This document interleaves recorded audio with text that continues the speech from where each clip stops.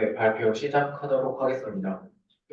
저희는 인바디드 AI 동향 분석 및 데이터 수집 시뮬레이션 환경 셋업을 주제로 학부 인턴을 진행한 박도영, 박윤서입니다. 목차는 다음과 같습니다. 인트로 및 연구 타임라인에 대해서 설명드리고 연구 동향 분석 그리고 시뮬레이션 환경 셋업 순으로 설명드리겠습니다. 인바디드 AI와 관련된 영상 하나 먼저 보시겠습니다. 본 영상은 올해 2월에 발표된 엔드-투-엔드로 이미테이션 러닝을 이용한 인바디드 AI 영상입니다. 영상에서 보이시는 것처럼 각 로봇들은 주어진 태스크를 잘 수행을 하고 있고 이런 로봇이 태스크를 실제 환경에서 수행하도록 하는 것이 간략히 인바디드 AI라고 볼 수 있겠습니다. 그래서 인바디드 AI는 인바디드 AI는 구현하다라는 뜻을 가진 인바디의 과거분사인 인바디드와 인공지능을 뜻하는 AI가 결합된 단어입니다. 시뮬레이터라는 3D 가상 환경에 에이전트를 생성해서 여러 과제를 수행해서 학습시킨 후 현실 로봇과 같은 기계에 전이해서 심튜리얼로 그래서 현실에서도 특정 태스크를 잘 수행할 수 있도록 하는 분야입니다. 대표적인 예시가 영상에서 보이시는 알로하가 되겠습니다. 이 알로하는 지금 쿠킹하는 영상인데 알로하는 이미테이션 러닝을 이용해서 만들어진 인바디드 AI입니다. 이렇게 인바디드 AI는 크게 슈퍼바이즈드 러닝, 이미테이션 러닝, 리인포스먼트 러닝으로 구성되어 있는데 그중 저희는 이미테이션 러닝을 이용한 인바디드 AI에 집중을 해보았습니다. 그래서 어떻게 하면 토카비가 알로하 같이 이런 태스크들을 수행할 수 있을지에 집중을 해보았습니다. 다음은 저희가 분석한 노전 페이지를 가지고 왔습니다. 이렇게 34개의 논문들을 분석하고 그리고 여러 가지 범주화를 통해서 비교 분석을 하였습니다. 먼저 연도별 분석입니다. 보이시는 차트는 이미테이션 러닝의 중요 논문들을 모아놓은 것으로 BC부터 해서 현재 최근에 발표된 오토알트까지 나타내 보았습니다. 그래서 데이터 수집과 관련해서 대거와 H대거 그리고 이후 차순으로 해서 계속 발전이 되고 있고 그리고 구글 딥마인드에서는 RT1, RT2 그리고 오토 RT로 이루어지는 트랜스포머를 이용한 이미테이션 러닝 시리즈가 계속 활발히 연구되고 있습니다. 그리고 LLM을 활용해서 비전 데이터뿐만 아니라 커맨드 데이터도 함께 이용하는 BCDEPT 그리고 파미와 같은 연구도 활발히 진행되고 있습니다. 연구 집단으로 보면 스탠포드 유니버시티와 구글 딥마인드 그리고 UC 버클리가 활발하게 연구를 진행하고 있습니다. 다음은 연구 과제 파트별 분석입니다. 논문을 저희는 인바디드 AI 적용 단계에 따라 나눠보았습니다. 총 3가지로 데이터, 러닝, 로봇 3단계로 분류를 해보았는데요. 분류 결과 러닝 단계의 논문이 27개로 가장 많았으며 데이터 수집 그리고 로봇 관련 논문도 4개씩 존재하였습니다. 그래서 뒤에서는 이 러닝 논문들의 데모 수집을 중점적으로 분석을 해볼까 합니다. 그에 앞서 먼저 태스크와 스킬에 대한 정의를 먼저 내리고 가겠습니다. 좀 헷갈릴 수 있는데요. 스킬을 픽앤플레이스라고 예시를 들어보겠습니다. 그렇다면 저희가 수행할 수 있는 것은 트레이를 픽앤플레이스 한다거나 아니면 볼을 픽앤플레이스 한다거나 페이퍼 컵을 한다는 여러 가지 태스크를 만들 수 있습니다. 이렇게 대상이 달라져도 다른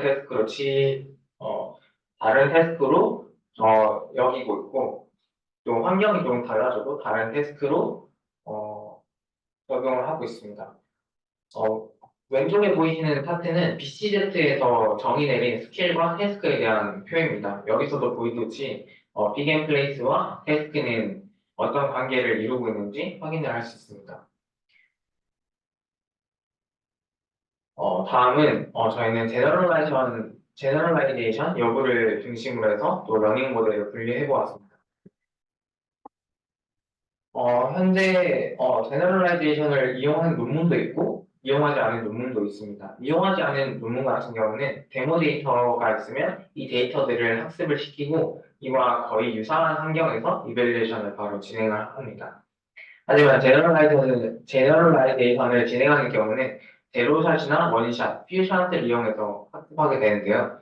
먼저 제로샷에 대해서 설명드리자면 앞서 설명드린 픽이라는 그 스킬에 대해서 설명드리겠습니다. 만일 사과를 픽하는 것, 그리고 바나나를 픽하는 것, 오렌지를 픽하는 것, 멜론을 픽하는 것으로 4개의 태스크에 대해서 데모 데이터를 수집하게 되고 그 경우에 대해서 수집된 데이터를 바탕으로 수박을 픽하라고 얘기를 합니다. 하지만 이때 수박에 대한 데이터는 러닝 시키지 않고 바로 수박을 픽하라고 제시하는 게 제로샷입니다. 반면 원샷은 이 수박을 어떻게 픽하는지 러닝을 한번 보여주고 따라 해보라고 하는 것이 원샷이고 퓨샷 같은 경우에는 몇 번 수박을 픽하는 것을 보여주고 따라 해보라 하는 것에 차이가 있습니다.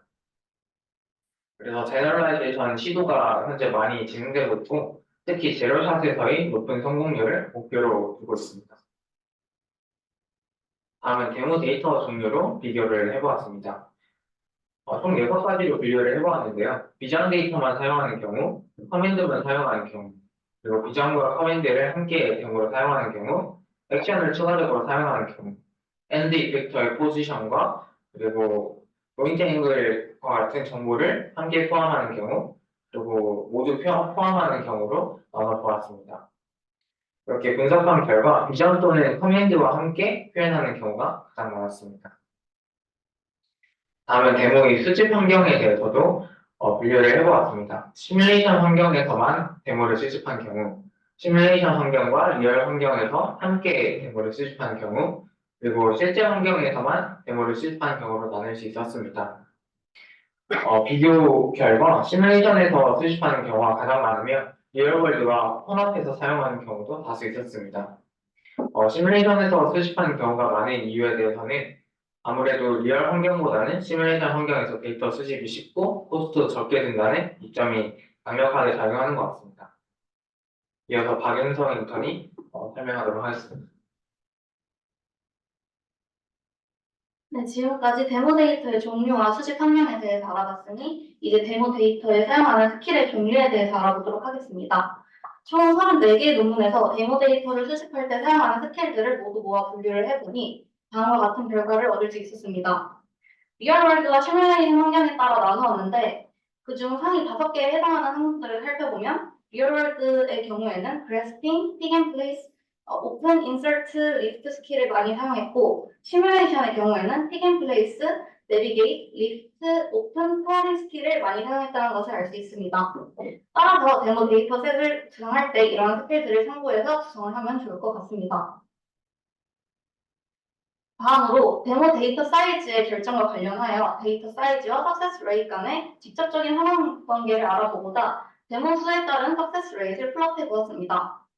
먼저 왼쪽의 그래프를 보시면 점 하나가 태스크 하나를 나타냅니다.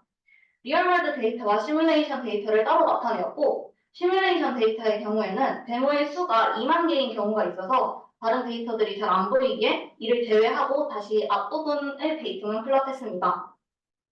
왼쪽의 마지막 네 번째 그래프는 리얼월드 데이터와 시뮬레이션 데이터를 합쳐서 하나의 그래프에 나타내본 것입니다. 이렇게 그래프를 살펴보면 데모의 수가 많으면 석세스 레이트 높은 태스크의 비율이 높기는 하지만 러닝 방법에 따른 차이도 있고 직접적인 상관관계를 보이진 않았던 것 같습니다.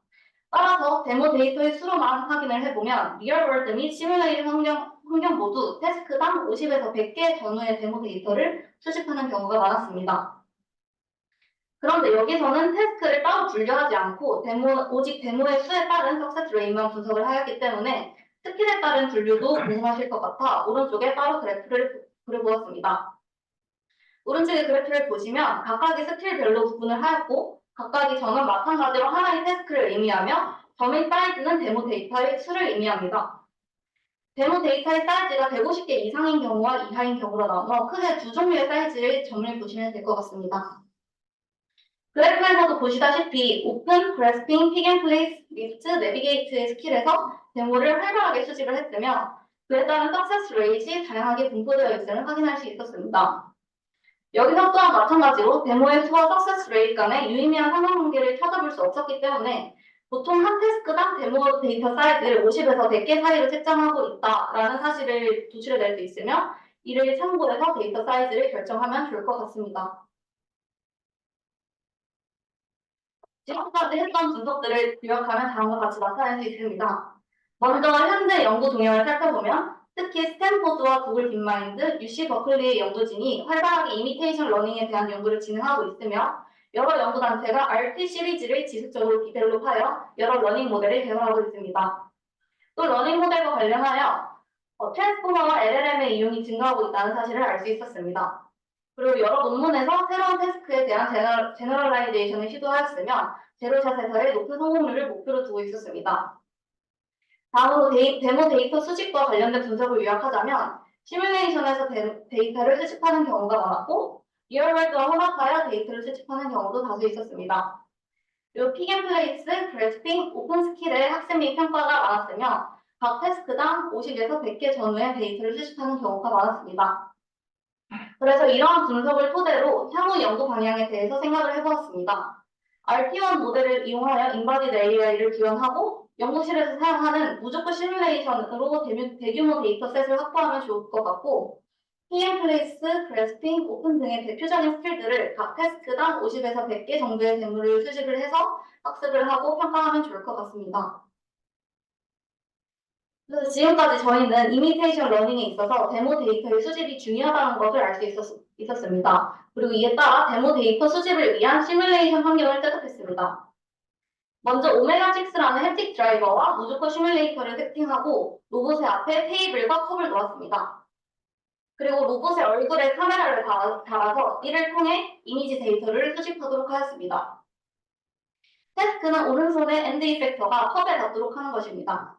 노드를 다음과 같이 설정을 하고 퍼블리셔와 서브스크라이버를 구현하여 시뮬레이션 환경을 셋업했습니다. 퍼블리셔와 서브스크라이버 표기는 맨 위에 보이시는 것과 같이 하였습니다. 먼저 토카비 GUI를 켜서 TC 모드 6번을 샌드하면 토카비 CC가 햅틱 드라이버로부터 햅틱 포지션을 받아옵니다. 그러면 이 값을 통해서 토카비 컨트롤러에 로봇 핸드의 포지션 값을 보내주고 토카비 컨트롤러에서의 토크 계산을 통해서 무조건 로스 심에서 로봇을 움직일 수 있습니다. 이때 무조건 로스 심으로부터 컷 포지션을 받아와서 엔드 이펙터와 컷 포지션 사이의 거리를 특정하고 이 거리가 스레시홀드 D보다 작아지면 TC 모드를 7로 보내서 새로운 컵의 포지션을 보내주고 로봇은 원위치로 돌아가게 됩니다. 그리고 일정 시간이 지나면 자동으로 6번으로 돌아갑니다. 이러한 1년의 과정을 진행함과 동시에 CV 이미지라고 하는 CV 브릿지 변수에서 센터 메시지 이미지 포인터를 사용해서 사진 이미지를 저장하고 핸드 포지션의 XYZ 데이터를 텍스트 파일로 저장합니다. 이때 이미지를 2000Hz로 저장할 수 없기 때문에 플래그라는 불리한 변수를 만들어서 무조건 로스 심이 플래그를 서브스크라이브하면 이미지를 써주도록 하였습니다.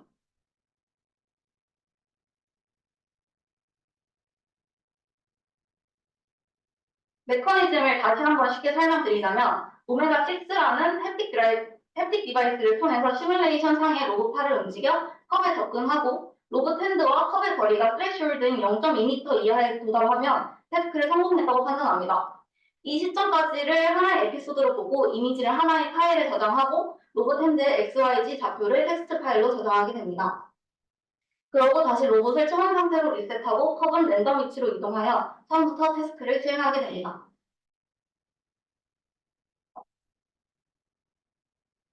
저장된 이미지와 텍스트 파일을 다음과 같이 확인할 수 있습니다. 왼쪽은 카메라 이미지들을 이어붙여 GIF의 형태로 만든 것이고 각각의 에피소드마다 하나의 파일로 저장됩니다. 오른쪽 위의 이미지는 저장된 텍스트 파일이고 카메라 킥, 로스 타임, 핸드 포즈, 컷 포지션, 그리고 디스턴스를 저장했습니다.